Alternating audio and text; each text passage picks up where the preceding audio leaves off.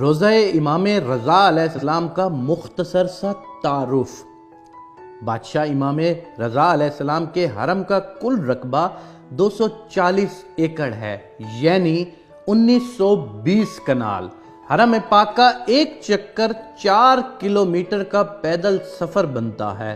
سڑک جہاں سے ختم ہوتی ہے وہاں سے حرم پاک میں داخل ہوں تو دنیا کا سب سے قیمتی پتھر لگا ہوا ہے۔ وہ گرینائٹ لگا ہوا ہے جو گرمیوں میں ٹھنڈا رہتا ہے اور سردیوں میں گرم ہوتا ہے۔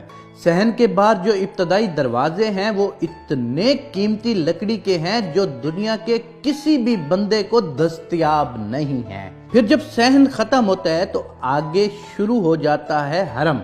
حرم پاک کے جتنے دروازے ہیں وہ سب کے سب سونے کے دروازے ہیں۔ ایک دروازے میں گلوب کی طرح لٹکا ہوا ایک فیروزہ ہے۔ اس فیروزے کے بارے میں حرم کی کتاب میں لکھا ہوا ہے کہ پورا ایران برباد ہو جائے اس پتھر کی قیمت سے دوبارہ آباد ہو سکتا ہے۔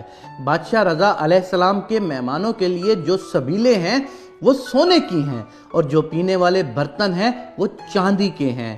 جو ہی صحن ختم ہوتے ہیں آگے جوتے اتارنے کی جگہ ہے۔ جدھر زوار اپنی جوتیاں اتارتے ہیں وہاں پر میرے بادشاہ کے 8000 نوکر کھڑے ہیں۔ اور یاد رکھنا وہ دنیا کے کوئی عام بندے نہیں ہوتے کہ جو بے روزگار ہوں اور چلا جائے اس کام کے لیے۔ ان میں 90% لوگ ایران کی فوج سے ریٹائرڈ میجر، جنرل، کرنل اور بریگیڈیئر جیسے افیسرز ہیں۔ وہ ریٹائرمنٹ لے کر درخواست دیتے ہیں کہ ہمیں پینشن نہ دیں، بادشاہ رضا علیہ السلام کے زواروں کی جوتیاں اٹھانے کی نوکری دی جائے۔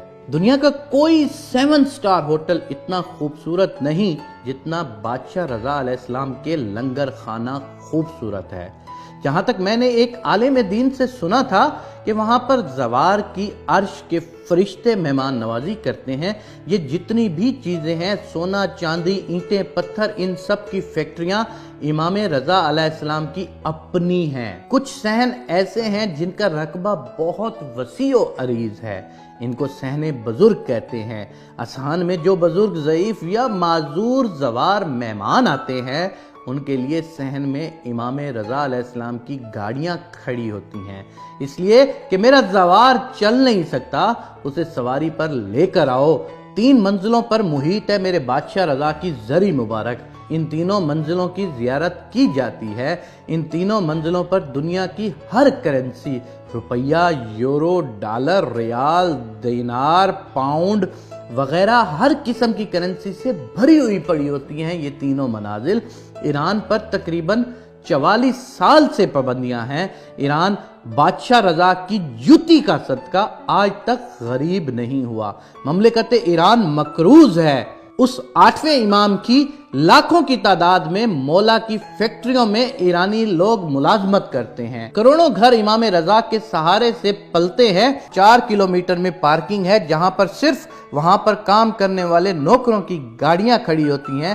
یہ ہے ایک مختصر سا تعارف جناب امام رضا علیہ السلام کا جو 8ویں امام ہیں۔ ایران پر 44 سال سے پابندیاں ہیں، لیکن اس ایک امام کی زیارت کے لیے پوری دنیا سے لوگ جو آتے ہیں ان کا دیا ہوا اتنا کچھ ہوتا ہے، امام رضا کی برکت اتنی ہوتی ہے کہ پورا ایران کبھی بھی غربت میں نہیں جا سکتا۔